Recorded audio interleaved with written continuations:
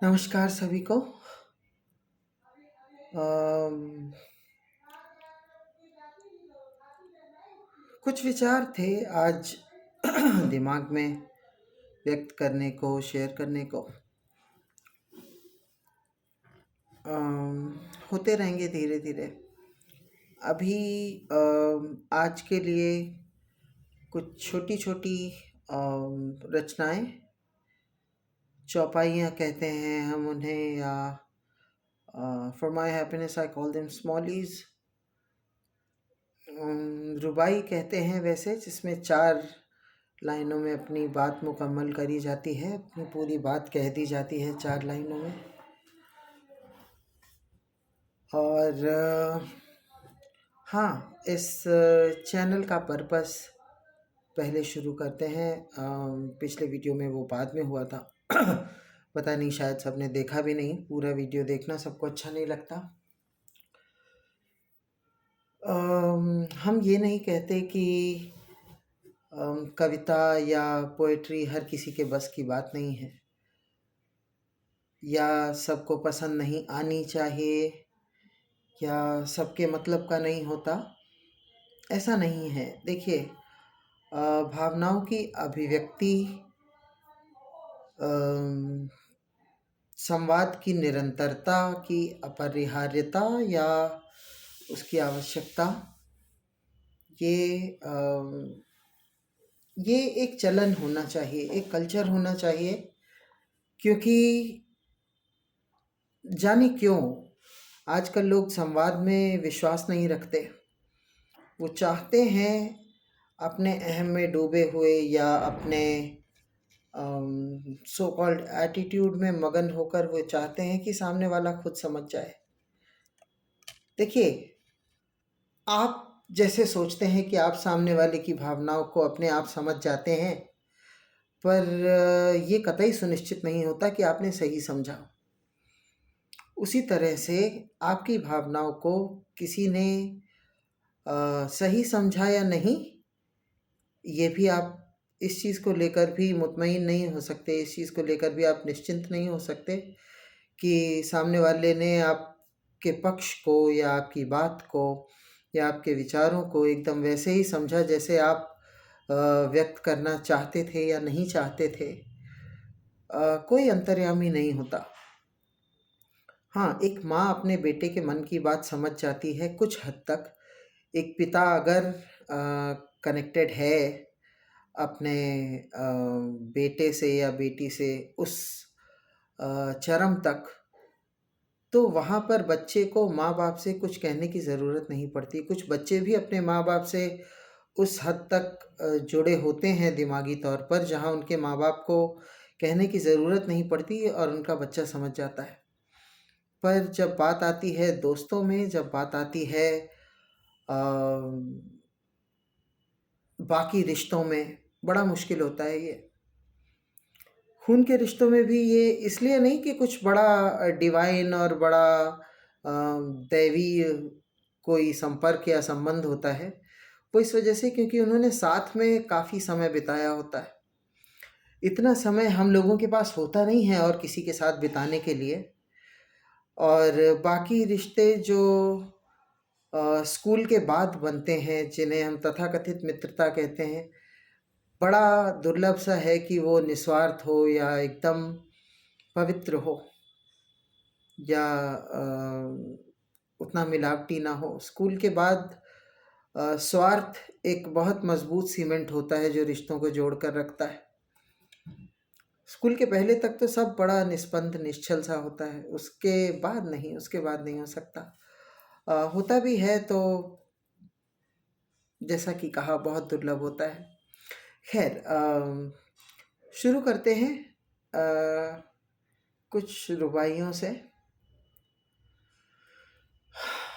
ये बज़्म सहर, ये दीदारे हुजूर, इनायते खुदा और तुम तक नज़र, ये नूरे जहाँ सुकून सदा, इब्तिदाए असल और हर पल हशर, ये दौरे नबील, ये कत्ले मशर, हुस्न सबा और तुम हो यहाँ, तुम ही इधर इधर और तुम ही वहाँ, ये दिल है तेरा मेरी शब के कमर। ये तारीफ है, अतिशयोक्ति अलंकार भी है, पर कभी कुछ भी करते हैं।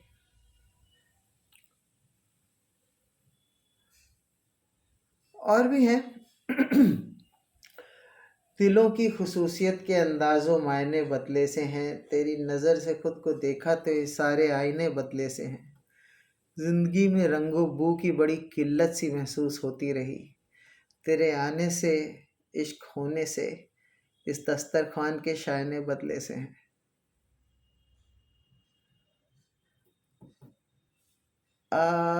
हाँ, ये जब वो पहला एहसास होता है कि हाँ प्यार हो गया, और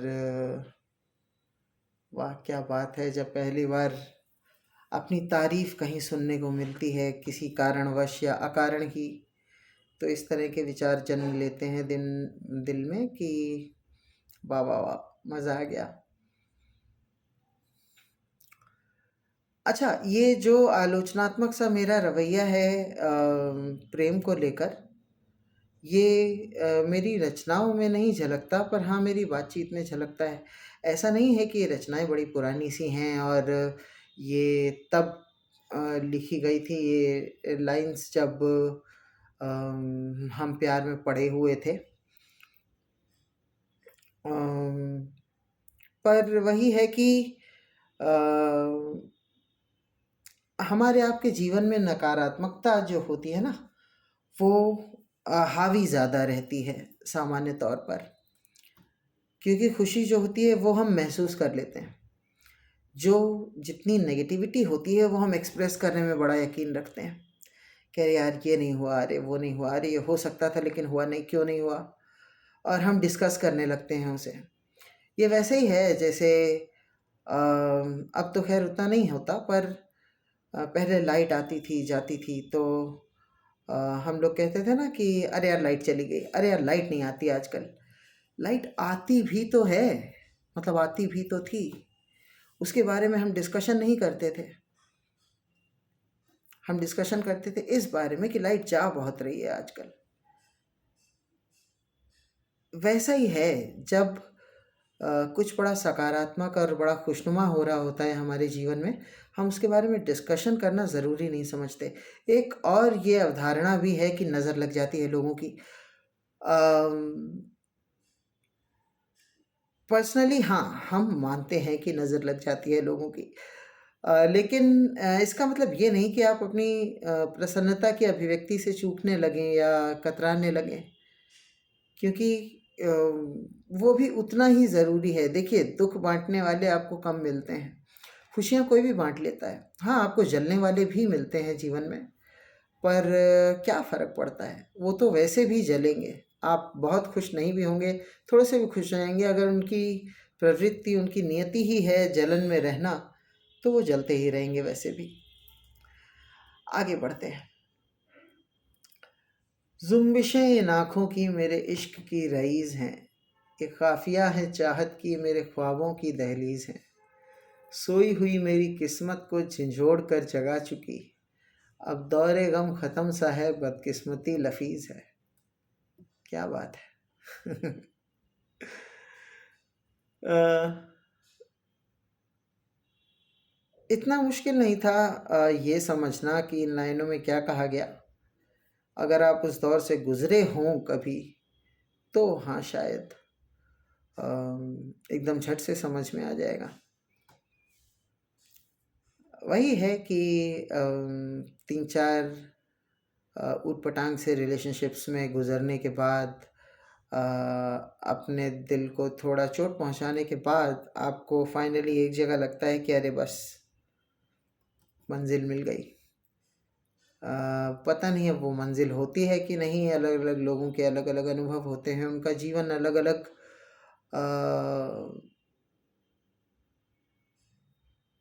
किरदारों के बीच में कहीं उलझा होता है, उनका जीवन अलग अलग रास्ते तय करने को अ, मजबूर होता है। फिर आगे थोड़ा होपफुल टाइप की कुछ लाइंस। पाकीज़ा इन आँखों में निखालिस इश्क देखना बाकी है।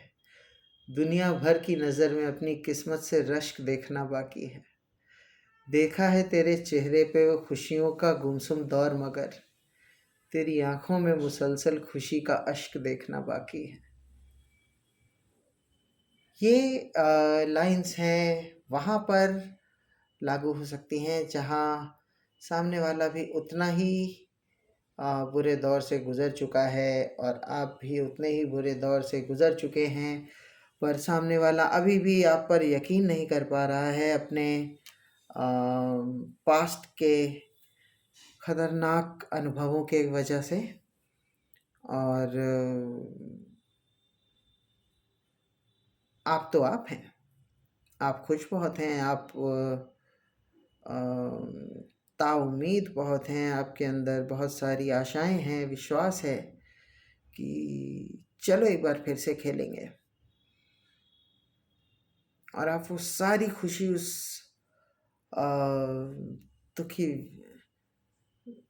दुखी व्यक्ति तक पहुंचाना चाहते हैं जो आपने अभी अभी महसूस करी सिर्फ उसके आ जाने भर से। और वो सारी खुशी आप बहुत सारा मल्टीप्लाई करके उसको देना चाहते हैं। और देखिए, मेरे जैसे कुछ लोग होते हैं जिन्हें ना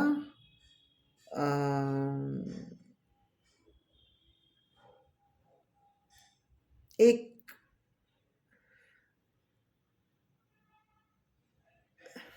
चलिए खैर कह ही देते हैं। तो हाँ, मेरे जैसे कुछ लोग होते हैं जिन्हें पलट कर प्यार मिलने की उम्मीद जो होती है वो बड़ी खो सी चुकी होती है। तो वो प्यार करने में, प्यार देने में ही प्यार मिलने जैसी खुशी महसूस करने लगते हैं। तो हाँ, ये कुछ वैसा सा एहसास है जब आप इन लाइनों को पढ़ते, बोलते या कहते हैं किसी से, तो ये वैसा ही है कि हाँ, अगर मेरा प्यार तुम तक वो खुशी ला सकता है जो जिससे हम महरूम रहे, तो हमें एहसास होगा, हमें तजुर्बा होगा उस प्यार के मिल जाने जितना।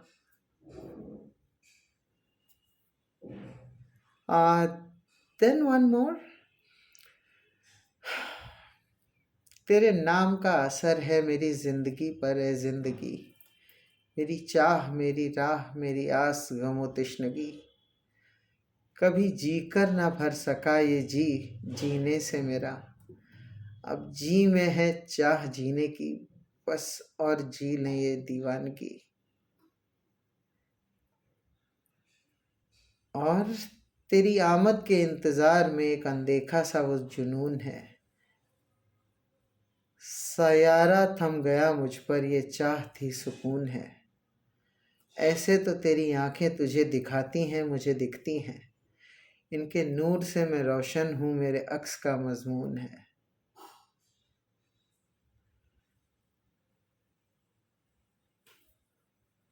इसका मतलब आप चाहेंगे तो हम एक्सप्लेन कर देंगे, और नहीं तो काफ़ी है।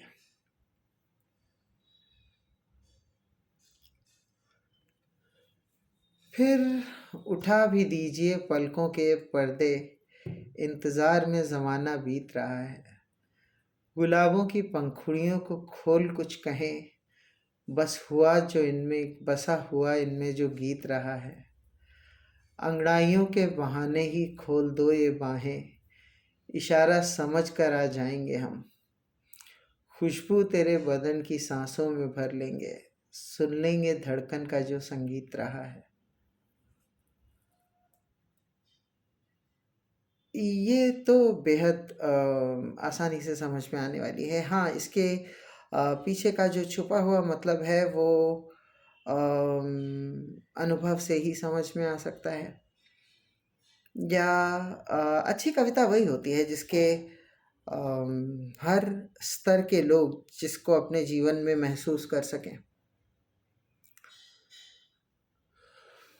फिर दिलो जान मेरा है आपका, ये रूह अमानत तक, मेरी आंखों में अक्स आपका रह गया क़यामत तक। एक नज़र, एक मुस्कान, एक पुकार कहीं क्या हो, है असल को आपका एक इशारा काफ़ी सदाकत तक।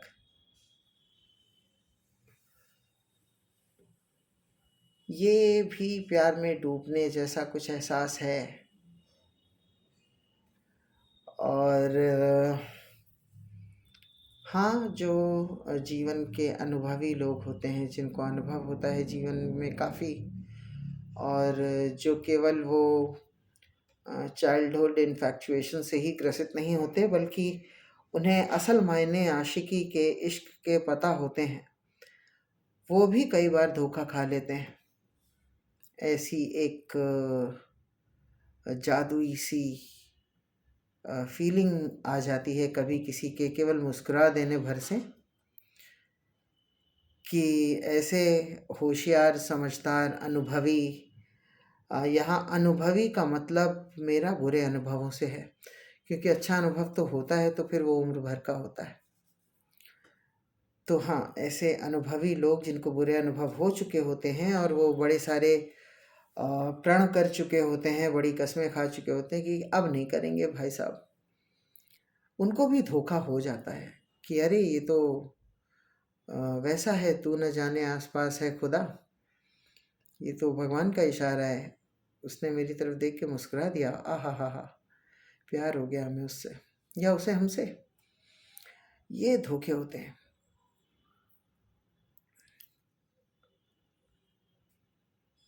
फिर एक कुर्बान जैसा आशिक कहता है कि तुझ पर मेरा ना सही, मुझ पर तो तेरा अख्तियार है, यह कुदरती है और कुदरत से मिला ये प्यार है। तू आदत सही मेरी, मगर इस आदत में खोना है जहाँ, सांस लेना अगर आदत है तो मेरा जिस्म गुनहगार है। Not to be humorous about it, yes, people do feel that. Yes, I have felt that. Um, Honestly, whatever lines I'm saying, they are not hypocritic. They're not such कि जिसमें हम जिससे गुजरे ना हो। ये सब महसूस किया है तो लिखा है। अलग अलग कालखंडों में, अलग अलग दौरों में, अलग अलग एहसासों में जो महसूस किया वो उतारा। फिर एक बहुत पर्सनल सा फीलिंग, एक बहुत पर्सनल सा एक्सप्रेशन। वो गंदे कहते हैं हमें और फिर ये कि असल है, ये उनका ही है चेहरा या मेरी तकदीर की शक्ल है। मेरी ज़िंदगी के गम भी कुछ कम नहीं रहे हैं, पर खुशियाँ उन्होंने दी हैं वो भी अब मुसलसल हैं। ये चेहरा मेरा मेरी ही नाराज़गी का सबब है, कुछ खास कभी था नहीं जितना कि आज अब है। ये नज़रे इनायत उनकी किस्मत से ही मिली है, वो खुद हैं या उनसे मिलाने वाला असल रब है। क्यों नाराज़ रहते हैं वो ये जानते हैं हम, मगर वो मानेंगे नहीं कभी मेरी ख़ता का है असर। वो दिन जल्द आए जब रूबरू हो हुसूल मकसद, मेरी इबादतों में है ये शामिल, सहरी हो या हो असर।